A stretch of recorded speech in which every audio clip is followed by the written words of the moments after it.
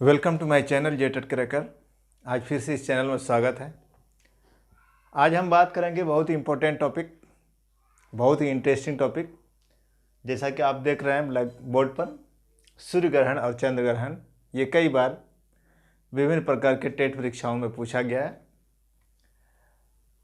हम बात करेंगे आज सूर्य ग्रहण और चंद्र ग्रहण की। सूर्य में ग्रहण कैसे होता है और चंद्र ग्रहण कैसे होता है, इस प्रक्रिया को हम लोग आज समझेंगे इस वीडियो के माध्यम से।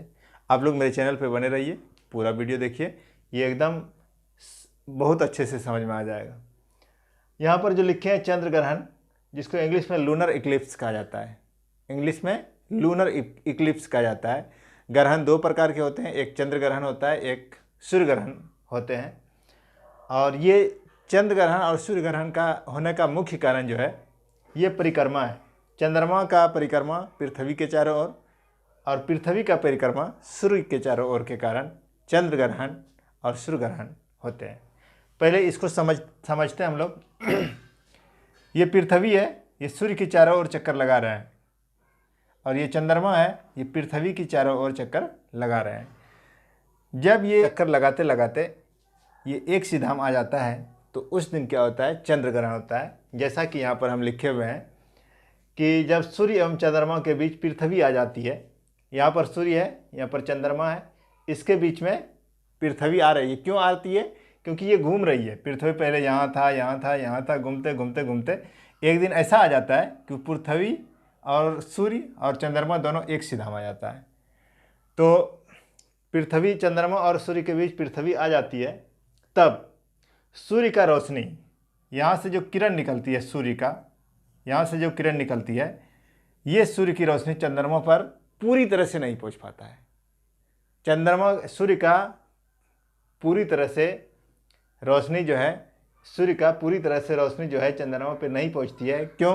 क्योंकि बीच में जो है पृथ्वी आ जाती है, तो इसका रोशनी पृथ्वी के ऊपर पड़ने लगती है। और जब पृथ्वी पर पड़ती है तो पृथ्वी के इस भाग में छाया बनता है, इस भाग में छाया बनता है। जिस प्रकार चंद्रमा पृथ्वी से पूरा साफ नहीं दिखाता है, बल्कि अंधेरा टाइप का दिखता है, उसी को क्या कहते हैं, चंद्र ग्रहण कहते हैं। क्योंकि चंद्रमा का जो रोशनी है, चंद्रमा पे जो रोशनी देखते हैं उसकी अपनी रोशनी नहीं है, वो किसका रोशनी है, सूर्य की रोशनी है। अगर ये चंद्रमा यहाँ पर रहेगा, और आज हम लोग पृथ्वी पे रहते हैं, जीव जंतु सभी पृथ्वी पे रहते हैं, पृथ्वी पे रहने वाले अगर चांद यहाँ पर रहेगा तो इनको साफ चांद दिखाई देगा, क्योंकि सूर्य की रोशनी यहाँ से यहाँ पड़ जाएगी। लेकिन जब चांद यहाँ पर रहेगा और पृथ्वी से इसको देखेंगे तो ये साफ दिखाई नहीं देगा, क्योंकि सूर्य की रोशनी इस पर डायरेक्ट नहीं पहुँच पा रही है। उसका जो सूर्य की रोशनी जो है पृथ्वी क्या करती है, रोक देती है, और इस पर पृथ्वी का छाया बन जाता है, और स्पष्ट रूप से चांद हमको पृथ्वी पर से दिखाई नहीं देता है। उसी को कहते हैं चंद्र ग्रहण। यहाँ साफ लिख दिए हैं, इसको आप लोग पढ़ के समझ सकते हैं।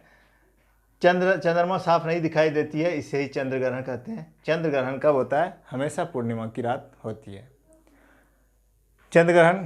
क्लियर? अब चलते हैं हम लोग सोलर इक्लिप्स पे, सूर्य ग्रहण पे। ठीक उसी प्रकार हम पहले ही बता चुके कि ये चंद्र ग्रहण और सूर्य ग्रहण जो होता है, ये परिक्रमण गति के कारण होता है।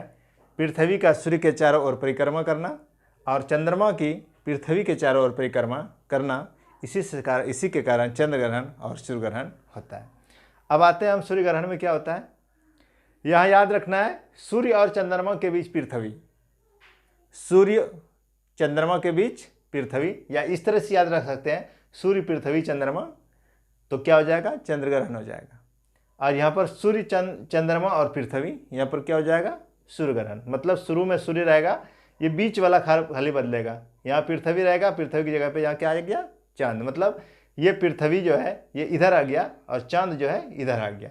ठीक इसी को समझना है। यहाँ पर साफ लिखे हुए हैं, जब सूर्य एवं पृथ्वी के बीच चंद्रमा आ जाती है तो ऑटोमेटिक जब परिक्रमा कर रहा है तो किसी न किसी टाइम में एक ऐसा समय आएगा कि उस समय में तीनों एक सीधा में हो जाएगा। चंद्रमा आ जाती है, तब चंद्रमा की छाया पृथ्वी पर पड़ने लगती है। अब हम लोग कहाँ पर हैं, पृथ्वी पर है, और सूर्य की रोशनी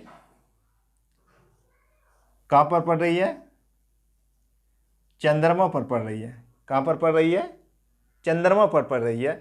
सूर्य की पूरा रोशनी पृथ्वी पर आ पा रही है? देखिए आप ध्यान से, यहाँ पर सूर्य की पूरी तरह से रोशनी पृथ्वी पर नहीं आ रही है।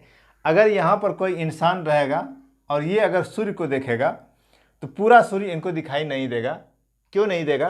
क्योंकि बीच में क्या आ रहा है? चंद्रमा आ रहा है। तो पूरा सूर्य का कुछ भाग ही दिखेगा। कहाँ से? पृथ्वी पर से। तो सूर्य का जो थोड़ा सा भाग दिखाई देता है उसी को क्या कहते हैं? सूर्य ग्रहण कहते हैं। जैसा कि यहाँ पर लिखे हैं, जब सूर्य एवं पृथ्वी के बीच चंद्रमा आ जाती है तब चंद्रमा की छाया पृथ्वी पर बनती है। मतलब इसका पूरा रोशनी पृथ्वी पर नहीं बन रहा है और सूर्य पूरी तरह से दिखाई नहीं देता। यहाँ पर जो इंसान है वो अगर सूर्य को देखेंगे तो उसको पूरी तरह से दिखाई नहीं देगा। तो उस स्थिति को क्या कहते हैं? सूर्य ग्रहण कहते हैं। और सूर्य ग्रहण कब होता है? हमेशा अमावस्या की रात। और चंद्र ग्रहण कब? हमेशा पूर्णिमा की। ये इंपॉर्टेंट चीज़ है, इसको याद रखना है। तो बात समझ में आ गया? सूर्य की पूरी तरह से रोशनी पृथ्वी पर नहीं पहुंचती है। जिसको पृथ्वी पर जो आदमी है, जो इंसान है, वो सूर्य को पूरी तरह से नहीं देख पाते हैं, उसको क्या कहते हैं? सूर्य ग्रहण कहते हैं। और चंद्रमा, और ये चंद्र ग्रहण कब होता है? सूर्य की पूरी रोशनी चंद्रमा पर नहीं पहुंचती है और इसलिए पृथ्वी पर जो व्यक्ति रहते हैं, पृथ्वी पर जो इंसान रहते हैं, वो अगर चंद्रमा को देखेंगे तो उसको साफ चंद्रमा दिखाई नहीं देता है, क्योंकि सूर्य की रोशनी चंद्रमा पर पूरी तरह से नहीं पहुंच पा रही है। इस स्थिति को क्या कहते हैं? चंद्र ग्रहण कहते हैं। और इस स्थिति को क्या कहते हैं? सूर्य ग्रहण कहते हैं। इसको एकदम माइंड में सेट कर लेना है और कभी नहीं भूलना है। अगला पॉइंट यहाँ पर जो हम लिखे हैं, आप देख रहे हैं, सूर्य की प्रकाश। सूर्य का प्रकाश, सूर्य का रोशनी हमारे पृथ्वी पर जो पहुँचती है वो कितना मिनट में? 8 मिनट में हमारे पृथ्वी पर सूर्य का प्रकाश पहुँचता है। उसके बाद दूसरा, एक चीज़ ये याद रखिए, एक चीज़ ये ध्यान दीजिए कि चांद का अपनी रोशनी नहीं है। अगर ये चांद घूमते घूमते अगर यहाँ पर आ जाएगा, यहाँ पर अगर चांद आ जाएगा तो पृथ्वी से अगर कोई आदमी चांद को देखेगा तो चांद बिल्कुल साफ दिखाई देगा, क्योंकि सूर्य की रोशनी एकदम डायरेक्ट चंद्रमा पर पड़ेगा। इस बीच में कोई रुकावट नहीं है। तो उसी तरह से ये चंद्रमा पर पहुँचा और चंद्रमा से रोशनी जब पृथ्वी पे आया तो वो रोशनी को पृथ्वी पर आने में कितना समय लगता है? 1.3 सेकंड। मतलब 1 मिनट 3 सेकंड वो रोशनी कहाँ पर पहुँचता है? पृथ्वी पर पहुँचता है। तब हम चंद्रमा को देख पाते हैं। मतलब वो रोशनी जो चंद्रमा पर है वो परावर्तित किरण है, मतलब सूर्य से रिफ्लेक्ट होता है वहाँ, और वो हम लोग पृथ्वी से देख पाते हैं। बहुत सारा वैज्ञानिक बहुत सारा खोज करने के लिए, बहुत सा चीज़ का पता करने के लिए मानव निर्मित उपग्रह भी भेजते हैं। जैसे ये चांद जो है ये प्राकृतिक उपग्रह है। ये किसका उपग्रह है? पृथ्वी। उपग्रह जो होता है, यो उपग्रह जो होता है वो क्या करता है? ग्रह के चारों ओर चक्कर लगाते हैं। और जिस तरह चंद्रमा जो है ये पृथ्वी का उपग्रह है और ये पृथ्वी की परिक्रमा कर रहे हैं, उसी तरह से मनुष्य मानव निर्मित अपना उपग्रह भी पृथ्वी की कक्षा में छोड़ देते हैं और वो भी चंद्रमा की तरह पृथ्वी के चारों ओर चक्कर लगाते हैं। इस प्रकार सबसे पहला मानव निर्मित उपग्रह जो पृथ्वी की कक्षा में छोड़ा गया था उसका नाम था स्पुतनिक 1। क्या नाम था उसका?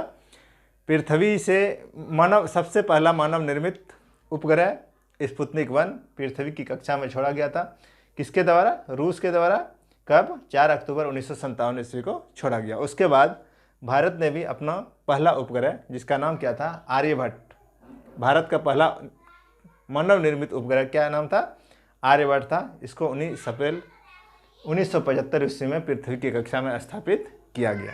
इस तरह से और भी बहुत सारा उपग्रह है, मानव निर्मित उपग्रह, जिसका नाम इनसेट, एजुसेट, IRS, ये सभी हम लोगों को सूचना एकत्र करने में मदद करता है। तो आज का क्लास हम यहीं पर समाप्त करते हैं। मैं आशा करता हूँ आप लोग को मेरा वीडियो अच्छा लगा होगा। आप लोगों से रिक्वेस्ट है कि मेरे चैनल को ज़्यादा से ज़्यादा शेयर कीजिए, सब्सक्राइब कीजिए और लाइक कीजिए। धन्यवाद।